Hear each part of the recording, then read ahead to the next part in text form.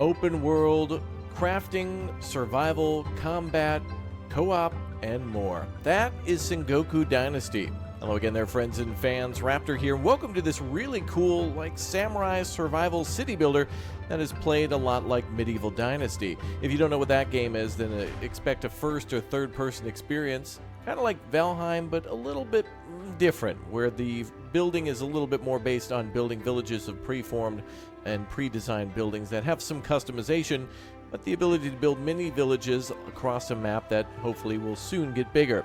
This game's available now in early access, and I wanted to take a little tour with you all through a village that we built in co-op, which does allow you to play up to 4 players. This game also has a single-player option, and with it being in early access, we'll have a lot more features added over time. And this is similar and kind of made by the same folks, you know, the same publisher and whatnot, as Medieval Dynasty. So there's a lot of similarities here between the two. Medieval Dynasty is getting a multiplayer update very soon, a co-op update. So Sengoku Dynasty and being able to play that in co-op has kind of given us a taste of what to expect for that game too. Well, without further ado, make sure you go ahead and smash that like button, subscribe, turn on the notification bell, and support the channel like never before with the Glory to Raptoria down below in the comment section. And I hope to see you all for more live streams of this one as we build live too. Alright, let's jump into an already in progress village built by me and my friends, and then I'll show you some of the other missions and quests and campaigns. Let's go! Oh, a storm is going on, and it looks like our wonderful friends are here too. Not really, these are just NPCs. But anyway, one thing that I've discovered in this game is in co-op we're actually able to continue in single player if our friends don't happen to be around. So in the course of about 3 hours we were able to put down some buildings to store food and water, wood, and of course to house our people, and also do some hunting too, and some really wonderfully well-designed buildings. And I've got to say the graphics of like the grass and whatnot are very impressive, with a lot of leaves and bushes and trees and grass and stuff continuously blowing around. Puddles actually gathering on the ground. Of course, a lot of things look natural but can be interacted with, like, for example, stone. And as you saw moments ago, the game can actually be played in third person as well. Yeah, the storm looks great. Weather is seemingly dynamic. It seems like storms can kind of come and go during the course of a day, and it looks really, really good. I really like it. So I wanted to bring you all the way back to the beginning of the game, which is pretty close to where we built now, and kind of show you what the journey will be like, whether you're playing single player or co-op in Sengoku Dynasty. And as we arrive here, we're, of course, in the turbulent Sengoku period, where feudal Japan is constantly warring, and of course there's clans and shoguns and, you know, armies and bandits and people just constantly fighting and killing each other. And this kind of simulates the refugees trying to get away from that, people just trying to live their lives without any of the conflict, going on a boat which eventually crashes and comes on down here. This is one of our wonderful survivors we can find at the beginning of the game.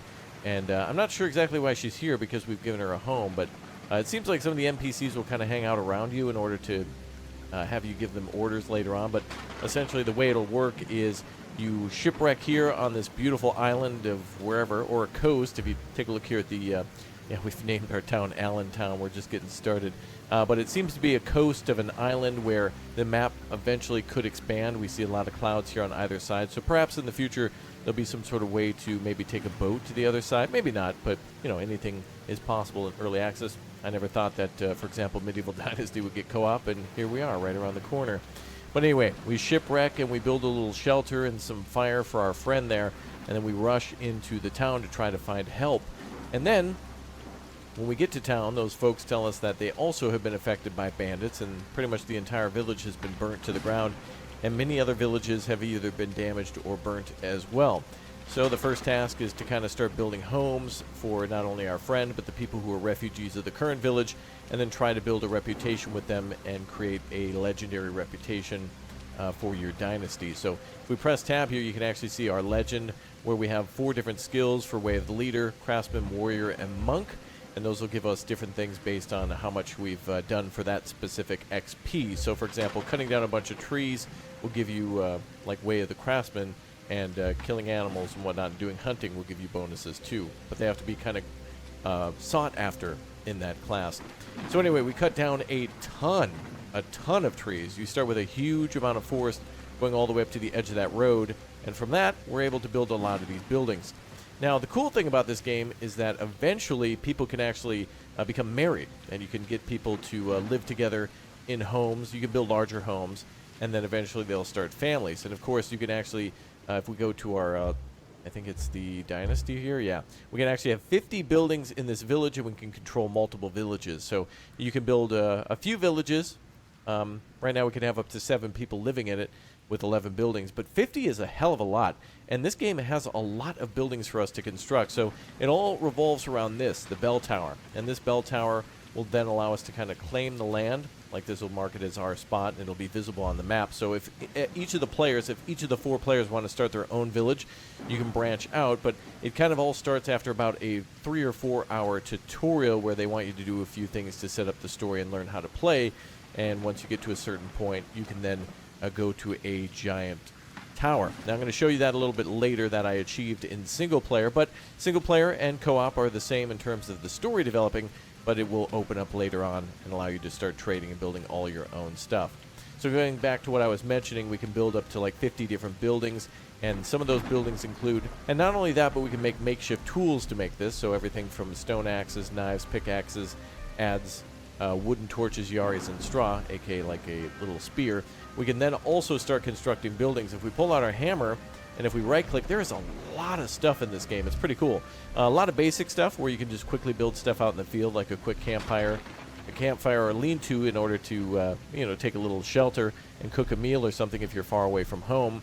But then you also have the ability to build little storage boxes or like a trap in order to also catch some food, but a special project construction workshop. Now this allows us to essentially start a construction project for something like a bridge that was burnt down during wars as well. And it's not something that we can place wherever. We can actually place it on the already existing roads. And so we can find all sorts of different rivers in the map, and we can build over those rivers to then connect all these cities. Now, down here where there's like a large forest, there's a village next to it that specializes in forestry and woodworking and logging. And up here, somewhere around here, there's a village that also specializes in mining. So we can go to those villages to buy goods that are related to that industry, but also they can teach us how to do all of our own stuff too, and we can start making our own things or specialize ourselves. So you can do everything yourself or trade for some of the things you don't have, but obviously if you want to make everything yourself, you do have to work up to it. Damn, this storm's coming down really hard now. It's actually picked up in intensity. Before it was still kind of a little sunny. They did a good job with the weather for sure. Now, one of the things I was most interested in this game is the buildings, and we'll go over some of the housing. As I mentioned before, we do have the small homes. We can build a square or rectangular foundation, but also the large house, and that allows us to have several people living in it, so a mom and a dad and some kids, and then eventually they'll move out into their own small houses and then want to start their own families. They'll become married and then move into their own large house. So really, you want small and large houses together, so random refugees and other people you find can live in those houses too. Now, once you're done with building some houses, people will want some jobs, so you have the option to build a forager's hut to gather things like fruits and berries and mushrooms. You have a woodcutter's hut, which also allows you to make a little workshop in there where you can make things like buckets and other things made from wood, but also you have the ability to take planks and debark them and make beams and planks and things all from there. You can also do it by hand, but having that actual structure to do it is a lot more efficient, and you can build a storage at the site. Mining posts are kind of the same thing too, except instead of logs, it's everything, including ice. Yeah, during the winter we can actually gather ice, and there is an ice storage building, so we can actually preserve things, like we can preserve food by having an ice mining post, which is pretty cool, something a little different than Medieval Dynasty. I would like to see more ways for refrigeration in that game, and hopefully they add something like that to that game too. The Hunter's Hut, which you see right over here on the right side right there, and of course all these buildings can have furniture built inside of them that allow them to do the different specific things. So if we put away our hammer, you can't see the little blueprint there, but if we take it out again, you can see that we're building the furniture stage. So this basically allows us to make things like bow and arrow, and we just need to complete this with a few logs and some planks, and then everybody can take the ingredients for arrows, for example, like some small sticks and feathers and maybe some iron or stone to make a bow and an arrow and maybe crossbows and stuff. I don't think they had that, but who knows? They might have all sorts of stuff in this game. Could be inaccurate. Might be able to use it. You know, that kind of thing.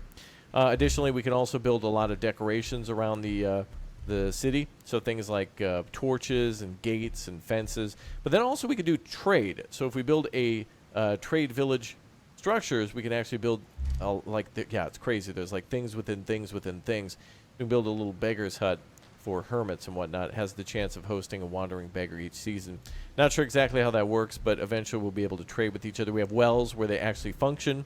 We'll be able to get water from that. We can also do farming. So there is farm plots, and we can farm everything from small vegetables to maybe even rice. I've not dived too deep into farming just yet, just getting started with it, but it seems rather promising as to what we can do, although rather limited because, of course, it's early access and maybe we don't have as much access to things like, well, I'd like to see orchards, but we'll see about that. We have training pels, so just like what I loved about Ghost of Tsushima, where we could actually cut through all of those. You can make swords and all sorts of weapons, so this will allow you to train with that. The bell tower, which we saw before, guard towers, and sheds. Well, like I was mentioning, the guard towers can be used to shoot at any sort of bandits that your friends might be running past and chase all the way back to your village. And so you can defend your village that way, and a shed for your personal storage too. So lots of options for small decorations that actually are useful and can be interacted with within your village. But another great thing here is going back to our village buildings. If we take a look at production, yeah, so not only do we have the way to forage, farm, and fish, and hunt, there's all good stuff there. Not exactly sure what the farming will have entail for us in the future, so we'll have to take a look at that. But the smithy is going to be very interesting, using things like charcoal in order to then make different types of weapons out of iron and copper and whatnot. And something I'm really curious about is the tailor's workshop. Here we're going to be able to make fabrics, but also leather, so this could be a workshop for possibly making leather armor, and maybe in the future saddles or something like that for a mount. I don't see a horse or anything like that in the game at the moment, but I would like to see that certainly in the future. And a big money business of the basic brewery, fermenting barrels and whatnot to make sake, I'm assuming, and maybe a few other drinks. Beverages, very important in this game. Are people well fed and with well drink of water and sake and much more, will be happier and thus be able to do more work. And a paper maker too. So there's lots of industries here, lots of storage as well. Like I mentioned before, the ice storage, our armory, and then general storage, food and water, and wood storage too. And then, of course, we have, again, a lot more decorations for all these buildings. They can all be customized in their different ways. And then, boom, right there, the tavern, a way to sell drinks within the town, or, of course, we can also trade. Right, we're getting rather hungry, so let's go ahead and grab a little bit of fish. I do wish that they would kind of use the more traditional names for these foods. Instead of just saying cooked fish, it'd be cool if they named one of the Japanese dishes or whatever it may be called, and then further elaborate. Just say cooked fish, a fillet of cooked fish, whatever. Just like they show below, but it would be nice to actually learn some things from the language. But yeah, we're just like eating a raw fish like that. Not a raw fish, but like a cooked fish with really nothing else. So anyway, let's go ahead and go to one of the construction projects in the game. It looks like it's, I'm not sure if it's getting darker now. Actually, it's kind of clearing up. I can see the sun. There's birds out too. Pretty crazy.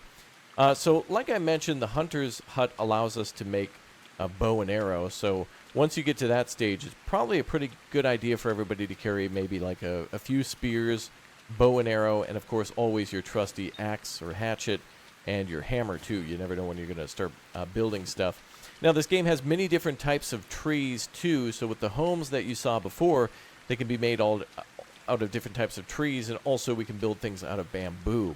So bamboo will be an important thing to use for scaffolding and whatnot. Now, just before we came to this video, me and my friends just built a structure over here, kind of where this road is, that was like a construction site, a storage area, and a working area for building this bridge. There's going to be multiple bridges like this in the game, where they're burnt down, but if we rebuild them, these are great ways to continuously take the road for trade and to easily find different points of interest. And, of course, to also be able to do quests for some of the characters. Maybe they'll require us to do that. And, you know, maybe they'll want the bridge rebuilt for local trade or some sort of a quest that they just, you know, it's like, oh, hey, reestablish the trade and I'll be happy or whatever. And then they give you Dynasty points that way. Absolutely gorgeous. A very good looking game so far, I've got to say. If you're thinking that this is a Medieval Dynasty reskin, I certainly agree with that so far. Medieval Dynasty is a phenomenal game. Tons of hours on the channel on that one. A gorgeous game based in medieval Poland. But something that's different about that game is that it certainly had a lot more time in the oven than this one. And even when that game came out, I can remember some pretty clunkiness and easy exploits for things like selling tons of sticks and stones to local people to earn thousands and thousands of gold. And this has that already too, which is okay because it does allow us to see more of the game and learn some of that meta, give that feedback, and make for a much more balanced and enjoyable experience. We want to, of course, have realism in this game, but we also want to have a good time and have a game that we and our friends certainly want to return to time and time again. Now, there are bandits in this game, but I'm not sure about things like wolves and, my biggest nightmare, bears. But there's also, of course, deer and rabbit. I think there's also foxes in this game, too. So there's a little bit of wildlife. They're rather easy to find and a little tricky for me to hunt and take down, but it's all good. Now, aside from our village that we can build randomly, or rather fully customizably, there are points of interest here, too. There's another guy who lives up here in a hunting cabin. So there's all sorts of characters that you can interact with and, chat with them in order to gain some sort of a, trust eventually. That's the big goal. But eventually we will need to have a certain dynasty level of 7 to set up permanent settlements. And I kind of want to get up here and show you my own personal game. Show you some of the cutscenes from Sengoku. By the way, this game has really, really impressive cutscenes. I want to show some of them off, too, because they're very wonderful. It's a certain point, you actually meet like an Oni, like a demon, and the demon will kind of tell you a little bit more about the, like why you're here, and it's talking about it being a time of strife. And they're kind of rude to you, but they certainly teach you a lot of interesting things. So, yeah, pretty cool. So anyway, let's go ahead and climb the tower in our other save and take a little tour around Sengoku. I guess we'll just call it Sengoku Island because, just the name of the game. All right, let's go ahead and do that, and then we'll take ourselves a little boar hunt. Yeah, look at that, some of the armor there. Pretty cool. Hopefully we actually get to make some of this stuff ourselves and wear it too. Pretty cool. All right, so now we're in my single-player village, and as you can see in the game, it is now summer. Before, when I was playing with my friends, we got about 4 days into the spring, and so, in the course of about 4 in-game days, we were able to do amazing things, as where this is about, like, maybe 7 days or so in. But yeah, in solo, I was able to build, like, a beverage storage, food, and a few homes, but in multiplayer, incredible progress can be made if everybody's motivated and driven to do some pretty amazing things.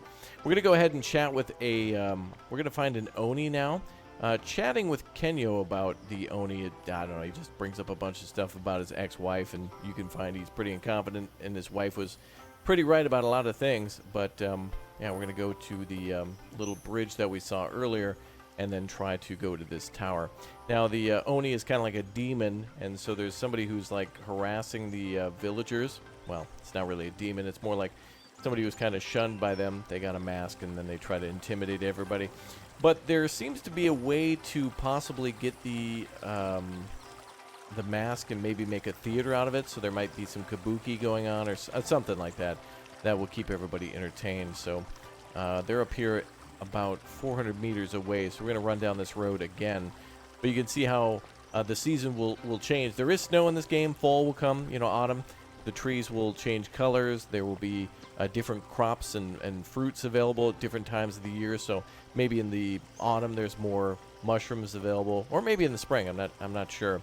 But berries will eventually decay from the bushes, and then you won't be able to harvest them in the winter, and you'll have to rely more. The game is mostly about getting ready for the winter in terms of getting scaling up all your farming and all your hunting, so that way you can get more people in the camp and have those people immediately put towards actually farming and harvesting and bettering the group. Okay, we're going to continue to move up this way and see if we can find this Oni. Oh, is that clay there? Ah, yeah, another valuable resource, yep. So definitely keep on the lookout for that. There is a clay deposit building that you can put down, and your villagers can start mining from there. So if you want to, you can put down the little deposit building, and they can mine anything from like copper and iron. Now, once we get to this cutscene, I also want to bring you to one of the beautiful villages in this game, one that mines the iron. They're both pretty amazing, but oh, who's this here? Maybe a trader. Now, another weird thing about this game too, at the moment, is if you can find a basket or whatnot, you can basically steal from people without any sort of like conflict. They don't really mind. So you can basically just take from the locals, and they don't really have anything to say about it. Kind of weird. All right, here's the weird demon lady. Got her mask on and everything. Hi there. Are you an Oni Baba? Great cutscene. Watch this. Am I? Oh, I just wanted to give them some entertainment. In these terrible times, Oni Baba is like an old friend, a familiar foe from better times. Also, I feel safer behind the mask. All the suffering they've been through, it made them wary of strangers. But I can see you've been able to win them over. How did you end up here? Oh, you must miss home. But I believe you'll rebuild your life here. I know you feel like a nobody. You don't have a name here. But let me tell you, this land has had enough of proud dynasties. Men with long names and shiny costumes, ready to destroy lives to plant their clan's flag on a castle. But let's not get carried away. Just get settled. Send for your loved ones. You'll need permission from the temple to do that. Climb the watchtower over there. You'll see it in the distance. It is quite a view. Actually, this calls for a little ritual. We'll honor your land and your ancestors. Here, hold this. Breathe in. That's right. Think of the hands that fed you, the pain that forced you to leave. And then let your mind rest. This is not about you. It's about the world that surrounds you and what will become of it. These rivers, will they carry merchants and food or dead bodies? These villages, will they be full of happy children or will they crumble and fall? People like you, who will come here looking for shelter, will they find peace? They are your dynasty. Sengoku Dynasty. Available now on PC. That is a phenomenal cutscene. I've got to say, I love that. It reminds me of some stuff, I don't know, it gives me Ghost of Tsushima vibes, even though a lot of those are like in the actual game. But yeah, that and the intro to the game are fantastic. So this is about, now just to reiterate, single player, this is about maybe 5 hours in. And we were about at this point with my friends about 3 hours in. So, you know, boy, it's amazing what a group of people can do. We were playing with myself and a good friend, Uthras, who is very skilled at games like this. And I'm pretty good too. And then we had two people who were kind of new to these games too. But with kind of guidance, everybody working together. Skill didn't really matter too much. It was kind of more about the ability to navigate this game and its differences between Medieval Dynasty. So, yeah, pretty good. And really proud of our work. So a lot of people around, doing a lot of trading, a lot of quests. We might be able to trade with this lady. Let's see if we can steal first, just out of curiosity. Food trader, right? So a lot of people are tending to their carts and whatnot. You can trade with them at any moment. We currently have 0 money down here, but a lot of these things, like 100 grass, will sell for 2 coin. So literally, like I'm carrying around like 300 coin worth. There's also this mask we just got from that person. And we can sell it for 120, but apparently we can put that in the general storage and then might be able to be used as headwear for ourselves, maybe? Oh, yeah. Oh, what the hell? Oh, you can't really use it in first person. Oh, there we go. Cool. But I think we can actually use it in a theater. Maybe there's going to be a building we can use in the future. But pretty cool that we're able to like wear this mask or whatnot. We can also change clothes too. The clothes that we're wearing now are from a peasant, but before we were like a refugee. So eventually our character will upgrade in both his status and appearance by completing goals, or we could just buy some. So let's go ahead and head to that tower now and see another impressive cutscene. So what's about to play for this cutscene will show us a lot more of the land, and we'll be able to see the other villages and that temple that the Oni Baba mentioned just moments ago. Now this tower is, I'm not sure if we can actually build this tower ourselves, but it looks like an extended version of the Hunter's Tower. So the hunting tower is about maybe, I don't know, 2 stories or so, but we can see around us. Is that the temple up there? No. There we go. Did we just see our eyeballs, bro? But look at this. This is really impressive.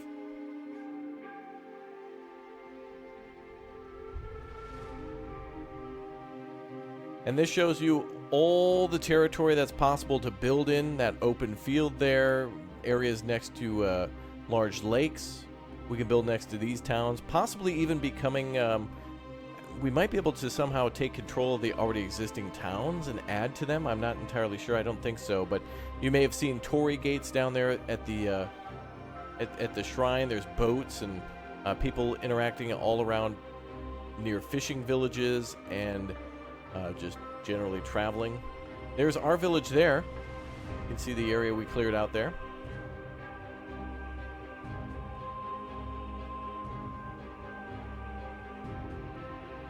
Now that right there I think may have been the temple, and this is the logging camp or the mining town. That might be the mining town, but it's certainly by a ton of trees. And this may be the temple too. Essentially they look like large buildings like that, but there could be multiple temples for multiple regions or whatnot.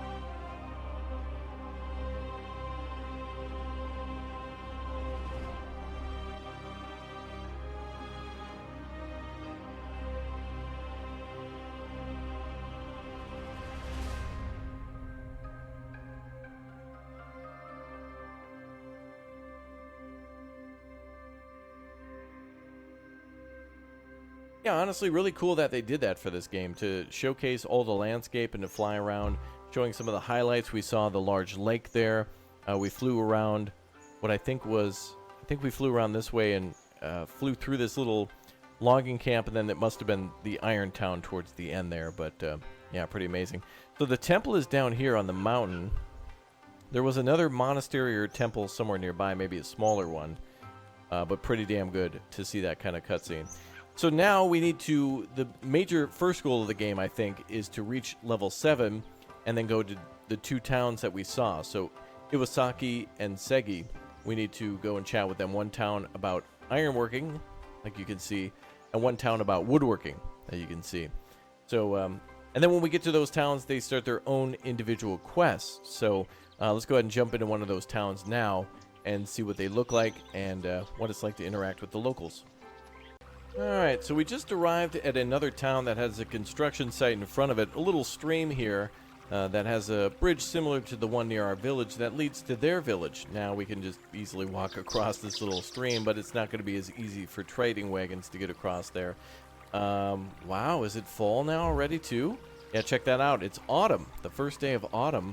So yeah, we're down here at Segi village, which is specializing more in the logging. I think the Iwasaki village is more interesting though, as it does have a mine within the city for mining iron, and you can go there and also mine along with the locals too. So anyway, yeah, there's some tasks in order to earn the trust of the other villages that they want us to do. Talking with the village headman will give us those tasks, and these are again pre-designed villages from the developers, and a good example of what our village could look like if we put in all sorts of decoration and whatnot. This seems to be a large house. Actually, it kind of looks more like a storage house, but no, that's an actual home there. But yeah, so all sorts of people walk around these villages, some of which can trade. They show a little money bag above their head, and you can sometimes tell what they want to trade. You can chat with them and learn about them and their life, maybe sometimes get a quest. Some of them are main quests already, and they'll have multiple purposes, like this guy who sells things, and also might be a quest that we can either pursue or already in the process of getting you the fur you wanted, that kind of thing. Some of these guys are hunters. Some of these people will also trade for the things that they're good at. This town is very good at logging, as you can see, and also hunting, so they sell a lot of bow and arrow. And so if you don't want to make your own and go through the task of building all sorts of crazy, like for example the hunting post, you can just go ahead and trade. Now here I have 111 coin. I've traded some other things before, like for example killing a bandit, and I think there's actually a bandit around here too. So let's go look for him. And yeah, so you can take things from the bandits and then sell it back to the townsfolk, buy other things from them, like I could imagine this is where we're going to acquire things like seed, and you can get iron tools here. And the iron tools honestly are not that big of a upgrade from the stone tools. Like to make a tool out of stone, you're going to just easily break it. It's not going to be as durable. And when you get an iron, like for example pickaxe or an axe, it's not that great either. It's got a little bit more durability, but it's not too much more durable. Kind of cool here. We can actually see where they've cut down a lot of trees. Now on this game, the trees will regrow. They regrow about every 2 years in Medieval Dynasty, so here they regrow as well. And cutting down trees like this and storing them in massive stacks really reminds me a lot of Sons of the Forest. Yeah, really playing that. This kind of reminded me a lot about this game. Although these buildings are prefabricated, we do get the option on where we want to build certain things like, well, you can choose to build a window in a wall, or not build a window and just build the wall, or you can do like a rectangular window. And it's mostly the houses that are easier to customize than that. So we're going to go ahead and see if we can head out of town and find a bandit. He might not be here, but you can kind of just see how the village looks in general. I'm also going to track another quest so we can get some smaller text on the screen. Maybe we can on-track a quest and get nothing. There we go. So yeah, one of the quests is to just go out on a boar hunt and bring some of that fur, hide, and other things back to the people in town. Oh, look at this. Oh, that's great. Yeah, like a stone barrier to the river. Cool boat here, but yeah, unfortunately we can't take the boat anywhere. Man, it'd be really cool if we could actually bring it down river, go out to the ocean, fish. It's one thing I want to really be able to see with the wood is to be able to turn it into planks and make boats out of it. Again, going back to that notion on the fishing hut, the mere mention of it just means that you can have somebody kind of just build, or rather, actually you might need to supply them their own fishing rods, or maybe they can use spears like this and go spear fishing. But anyway, long story short, they just work at the building, go to the shore, and gather materials that way. Not materials, but, you know, fish. Wow, look at that bridge there. Gorgeous architecture. Now, this is the problem with a game like this, though. This is certainly a gorgeous bridge, and it works perfectly for this river because, of course, the boat needs to get under here and go to other spots, and maybe even trade can come down this river. But I don't think we actually will get to see trade like that for a very long time, if at all. And also, what is this? A bird's nest on the actual bridge? That's hilarious. The game will spawn these randomly. But, yeah. I wish we could build this as the player. That'd be certainly cool. I don't see that bandit around, but bandits are on the roads pretty much everywhere, especially around Iwazaki. So let's go ahead and wander around for a little while and take in all the fall colors. I'm actually going to see if we can mark this. So some of the drawbacks of this game are that we can't zoom into the map. We can't put markers on the map. We can't really do much with the map aside from just seeing kind of where a few things are when the game dictates when they can be put up on the screen. Looks like the Iwazaki village is brown, or let's just say it's copper colored or iron colored, and the green village here is green. Of course, because trees. Ah yes, Raptor 2023. Green village is green. Alright, let's go ahead and see if we can head into... we want to head north. I think it was north... What, east? Yeah, northeast. Okay. We're going to head northeast now to that other village. And we're just going to wander around for a little while. One thing that I found that's really cool, by the way, in this game is that if you look in the lower left corner of the screen, you can see that my food is kind of low. Like, we should definitely be eating. You don't have to drink or anything like that, but we should definitely eat something right now. But if we don't, our stamina, the yellow bar at the bottom, actually replenishes rather slowly. So even though we still got some, you know, like we're not starving or anything, we're probably really hungry, but it's not like that bad, because just like 2 little quick snacks will fill you right back up again. So it's not too crazy to replenish that. But it's really cool that in the game, you know, if you're at your base and you're like chopping down some trees, and you notice your stamina is really replenishing slowly, well, then just make sure you go ahead and grab something good to eat.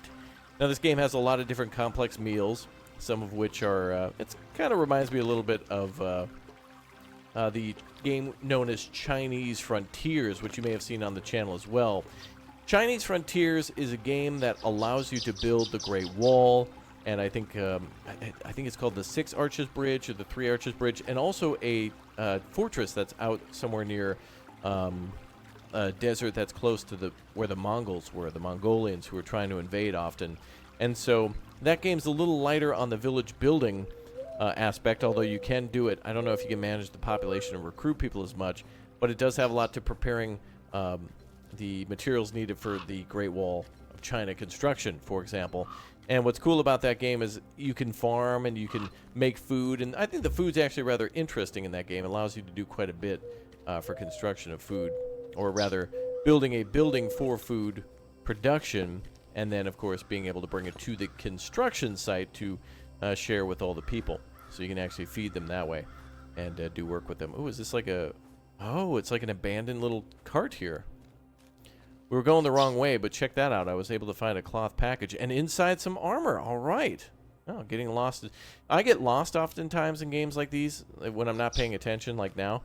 But that's when I always have the best luck. Like, seriously. Like, if I go straight to the objective, I wouldn't have gotten this armor. And now I can better defend myself against bandits. At least a knock in the noggin. Okay, let's go ahead and go for real now to where the village is. I think it's to the northeast this way. Oh yeah, wine berries. So you can pick bushes right out, berries right off bushes and just eat them right there. There's things like wasabi and gobo root. A lot of things that you can find out to forage. So not only is hunting and fishing important and farming, but the foraging also pretty good too. You won't be able to find certain things or grow them yourself. So it's just easier to take from what's already available in nature. So now there's also small deposits of stone and large deposits of stone. The larger ones will require an iron pickaxe. We again can always buy that kind of stuff, and right now the economy is rather easy. Just go pick 100 grass, which is not as hard as it seems, and then you can go turn that in and literally turn a village almost into like a bank. Wow, this really looks beautiful. Imagine if you were building your village up here. There seems to be a cave down there. Let's go investigate. Is that going to be a bear? Or maybe there's iron or something we can mine. Ooh, is this a secret? Oh yeah, perfect. So yeah, boom.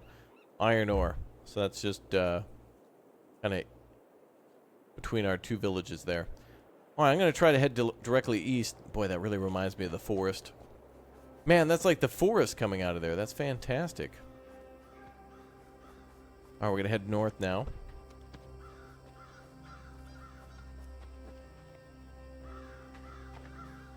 And we're going to head east. There we go. Oh dear.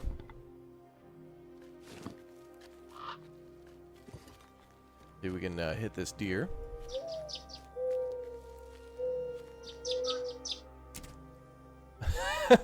Actually, I think you can get a headshot on these guys. Wow, he's not really running much at all. Are you okay, sir? Oh, bandit. Uh-oh. There we go. One shot the deer with a headshot. A bandit. Curious now. Oh, wow. Oh, I hit him pretty good there. Wow, nice. He's been taken down too. Sweet. So we take his weapon. We can loot his body. Hey, look at that. He's got an iron axe on him. Fantastic. We got 2 of those now. Wooden torch.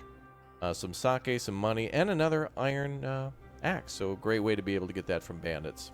Cool. Go ahead and take everything. There we go. And I'm trying to pick up these... oh. Kind of glitching it through his body there, but I want to pick up those arrows. There we go.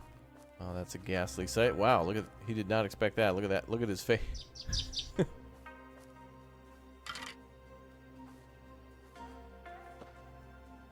that look, though. And we got ourselves a deer. Cool. We do need to equip a knife, so number 5 there. Skin that bad boy, too.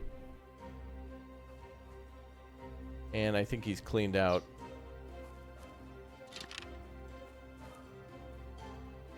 So I had forgotten this when I first started playing, but a headshot on a deer is certainly something you want to do. Headshot on a deer or a rabbit or whatnot is certainly the way to go. Sometimes the bandits, by the way, will have stuff around their camp. I found one time, but yeah, I haven't really found it since. So there's a little bandit combat for us. Let's try to go over to the ironworking village now and see what's going on over there. Along the way, we could find more bandits and whatnot, so let's certainly keep an eye out. We'll try to sprint, but yeah, I would actually cut the scene here, but this is so gorgeous. This is one of the things that I think games need to start doing a little bit better and more frequently, is making gorgeous transitions into the autumn and then the winter. I think a game called Farthest Frontier has done that wonderfully. I think this game does it pretty damn good too. Medieval Dynasty blew me away when I saw that as well. And even games like Farming Simulator, of course, doing a wonderful rendition of autumn and winter, where, of course, business doesn't stop just because weather's not cooperating. Well, farming is a really great way to make a lot of other things when you're not farming crops. Doesn't mean that you're just shutting down for the year. All right. Looks like we're kind of on a trail here, I can see. I'm just gonna head straight east now. Looks like we're just dead even with the settlements, so let's go ahead and go this way.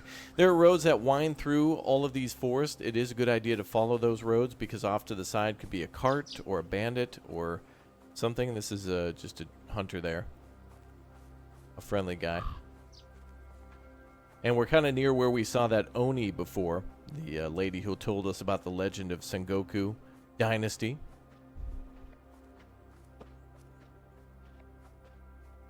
We're going to head up this way.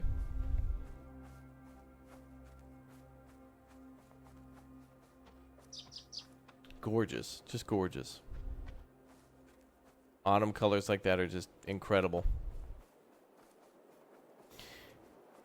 Now, I'm sure a question will come along for whether or not this game will eventually get console support. And honestly, I'm not even sure about Medieval Dynasty even having that, let alone Sengoku.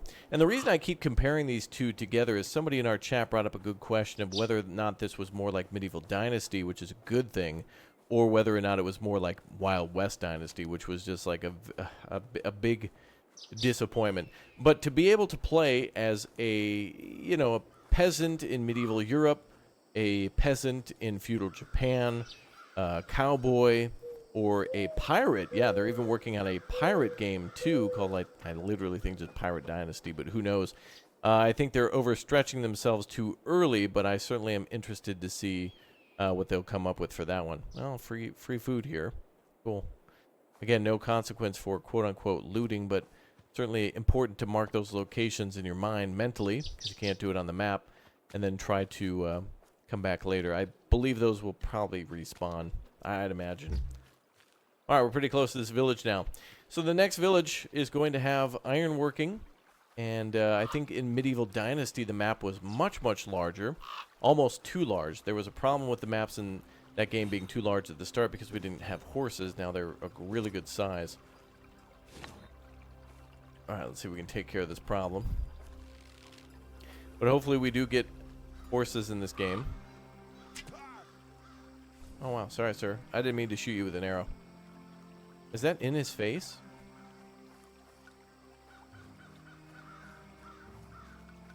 Sir? There we go. Alright. Ooh, what do we got here? Oh, bandit gloves. We can also sell these, too. Another iron axe. Fantastic. Cooked gobo and some fish. Wonderful. We got dinner. And if we can, we'll grab those arrows back. You won't mind, I think. Oops. Unfortunately, I can't really get that arrow. His body's still kind of in the way. The eyes bulging out of the head is hilarious.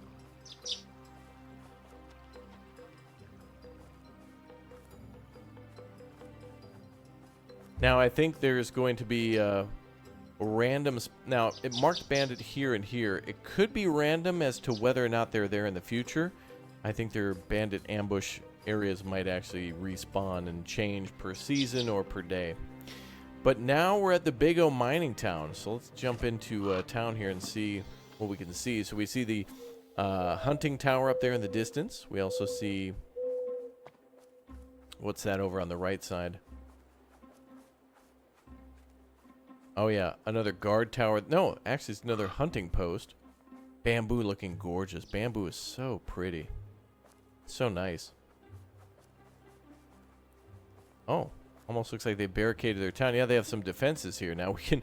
Clearly, we can just climb over the fence, and that's all right. Like, no problem.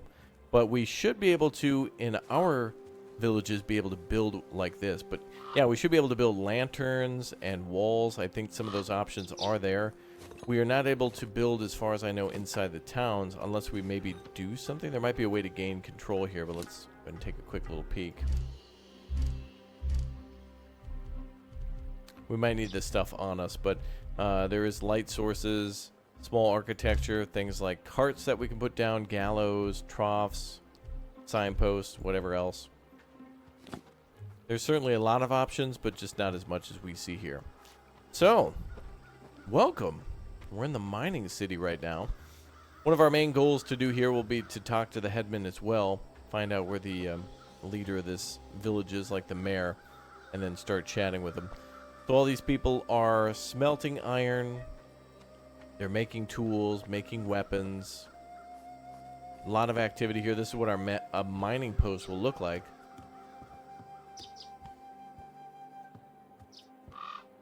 Wow. And they've got a lot of iron ore stored up. And then, just like we saw moments ago with the medium mine, we can go into this mine as well and start gathering resources this way. Now, we might need to pay them somehow. I'm not sure exactly how it works, but there's a lot of people down here mining, and they're making a lot of iron. There are people that we can buy iron from. We can buy the tools from.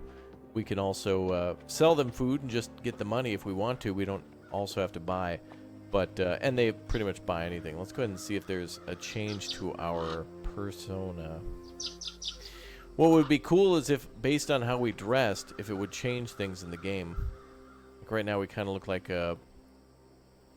maybe a shady character because of that bandit glove, but I mean, it still looks nice. Lots of people to chat with, lots of side quests, lots of relationships to build by getting small tasks about bringing back 6 rabbits or killing 3 bandits or building something or buying something or bringing something from far away. Certainly a game that's got a lot of potential. There's a lot of potential here for it to be a really, really good game.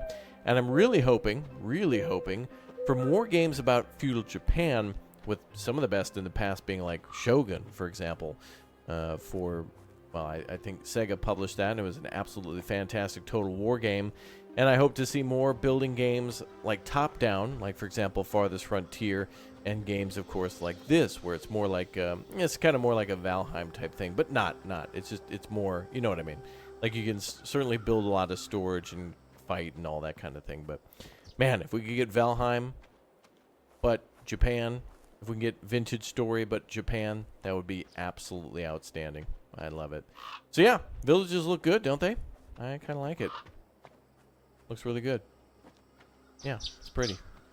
Peaceful. For now. What's that? A top? Or a dreidel? Interesting. Well, I guess this concludes our early access first look at Sengoku Dynasty. A little review on some co-op. A little promising first look at some of the potentials for this game in the mid and late game. And a nice little extendo look at the map that wasn't complete during the demo that we tried out earlier. Alright guys, well thank you very much for watching. Hope you all have a wonderful day. Let me know your thoughts about this game and Medieval Dynasty and other open world survival crafting building games.